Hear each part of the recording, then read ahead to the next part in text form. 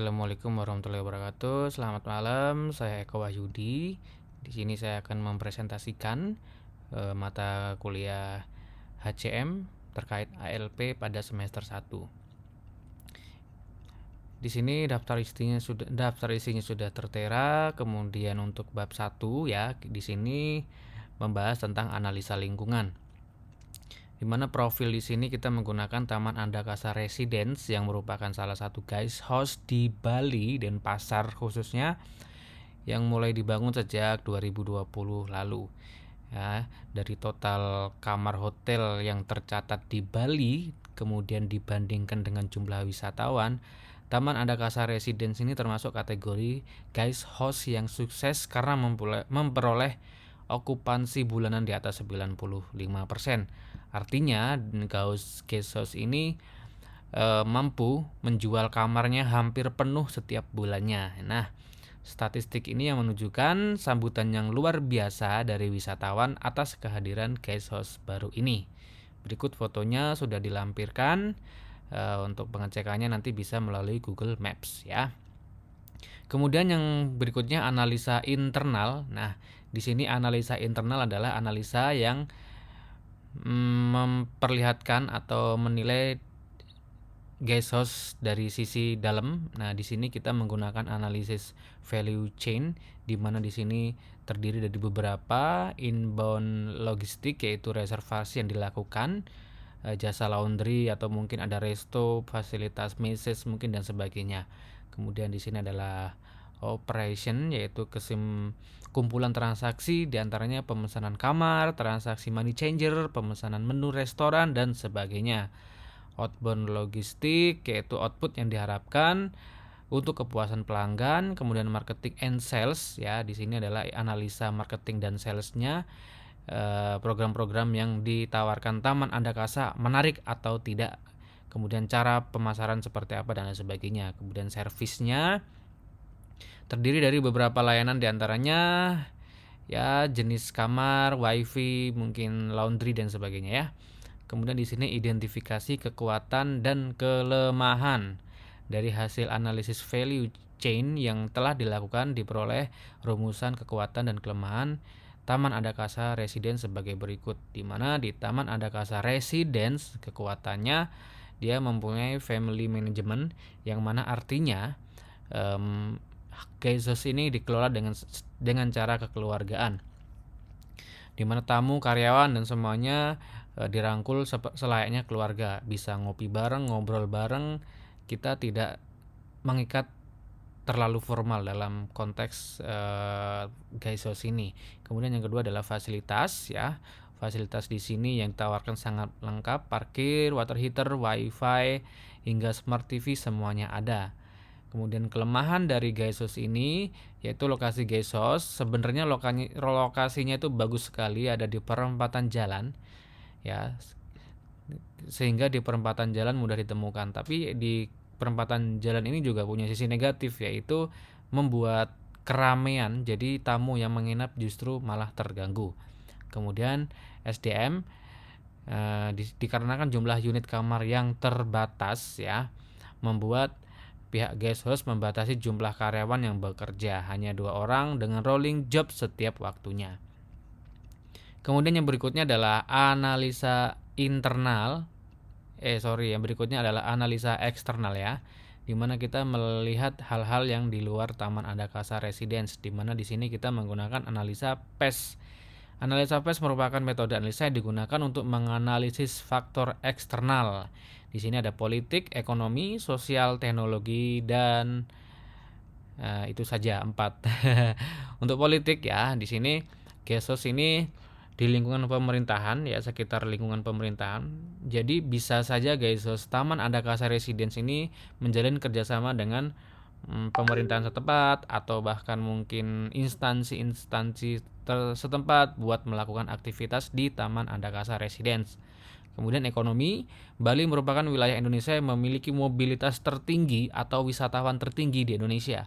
Ini bisa menjadikan salah satu faktor guest house bisa survive karena sangat banyak sekali wisatawan yang datang ke Bali. Kemudian sosial, di sini adalah Kita bisa memberikan lowongan kerjaan kepada lingkungan sekitar. Kemudian teknologi, ya, berbicara teknologi, semua aktivitas di Taman Adakasa Residence, baik itu informasi bisa diakses melalui website, kemudian sistem keuangan laporannya dilakukan dengan aplikasi dan sebagainya. Jadi teknologi sudah mulai diterapkan dalam Taman Adakasa Residence.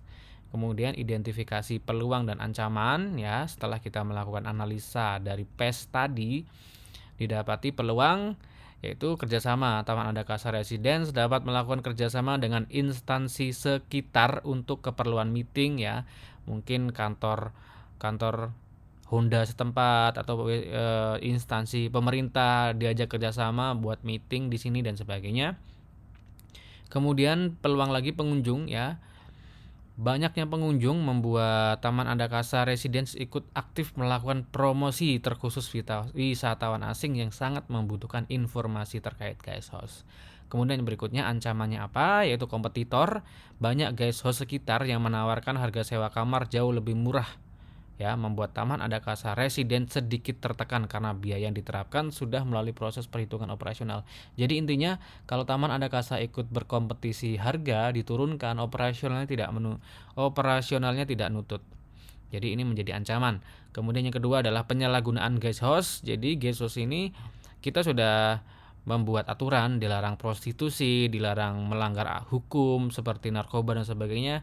Namun faktanya di beberapa situasi banyak sekali guest house tamu masih menggunakan prostitusi dengan alasan istri dan sebagainya, ya. Kemudian yang bab 2 pengembangan model SDM 4.0, di mana di sini ada beberapa hal. Yang pertama adalah attract and orient new employee.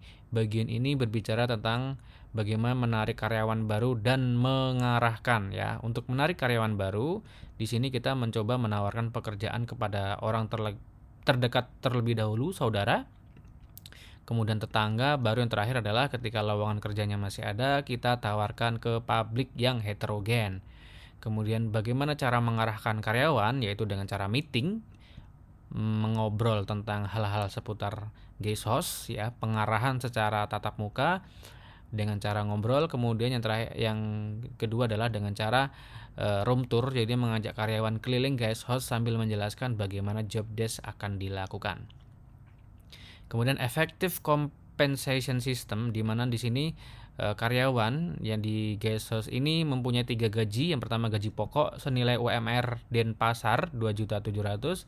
Kemudian insentifnya di sini sesuai ketika target terpenuhi, yaitu target kamar tersewa 100% baru mereka mendapat insentif. Kemudian tips di sini adalah kompensasi yang diterima secara sukarela dari tamu-tamu guest house ketika mereka minta bantuan. Oke. Kemudian effective work environment. Lingkungan kerja Taman Adakasa terbilang sudah cukup efektif melihat bagaimana keakraban sesama karyawan dan kedekatan dengan pemiliknya.